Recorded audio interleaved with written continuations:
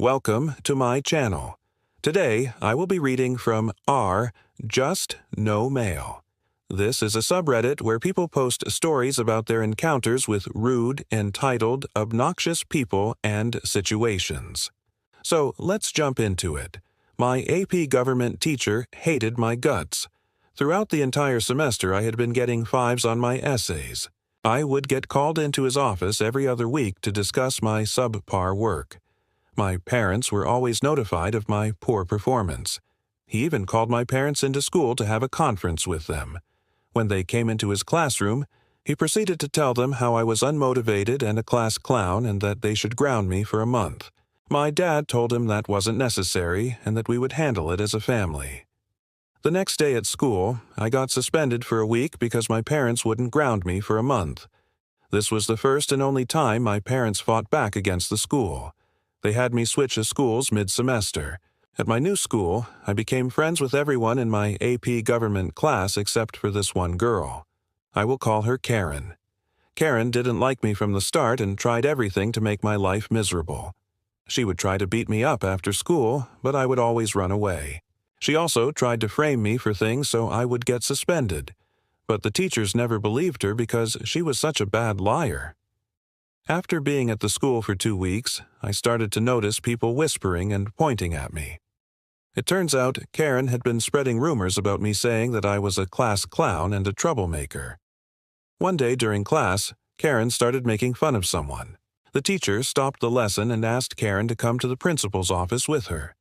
I thought that was the end of it until Karen came back to class with a black eye and a split lip. I felt terrible, so I went to the nurse's office to ask if she needed help. When the nurse heard what happened, she took me to the principal's office. The principal asked me if I did it, and I said no. The principal searched my bag, found the camera, and sent me to the counselor's office. I explained to the counselor that I didn't hit Karen, and that she had been trying to get me suspended or expelled for the past month. The counselor didn't believe me and said that I needed to learn how to control my anger issues. Karen then came in and said that I hit her because I was mad that she got suspended. I told the counselor that I didn't do it again, but no one believed me. The next day, I went to the principal's office. The principal told me that if Karen pressed charges, I would be suspended. I responded by saying that I didn't care and that I would fight those charges. The bell then rang, and the principal sent me back to class. During third period, the vice principal came into my class and told me to go to the principal's office. When I got there, Karen was waiting for me with her parents.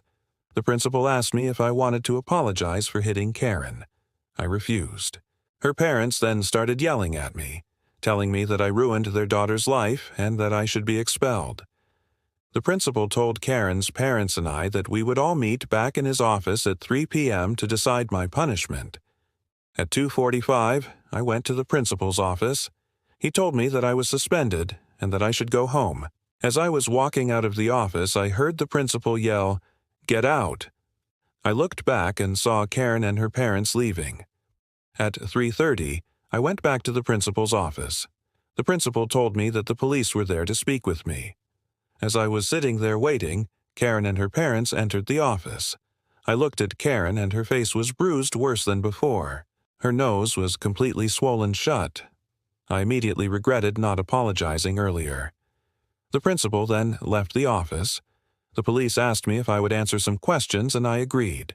I explained to the police that I didn't hit Karen, but that I shoved her. I told them that I shoved her because she shoved me first and that she had been trying to get me suspended since I transferred to this school. Then Karen started screaming, "That's not true. I only hit back because he hit me first. Please arrest him." The police then put me in handcuffs and took me to jail. I was in jail for 3 days until my parents bailed me out. On the day that I got out, I went to school and I got suspended for 5 days. When I went back to school, I got suspended again for fighting. And when I went back to school again, I got suspended for 10 days. Because my grades were already suffering, I ended up failing all my classes. I didn't feel like going to school anymore, so I dropped out. And that is the end of today's Just No Mail story. Thank you all so much for listening, and please stay tuned for more content just like this. Have a good night, everyone.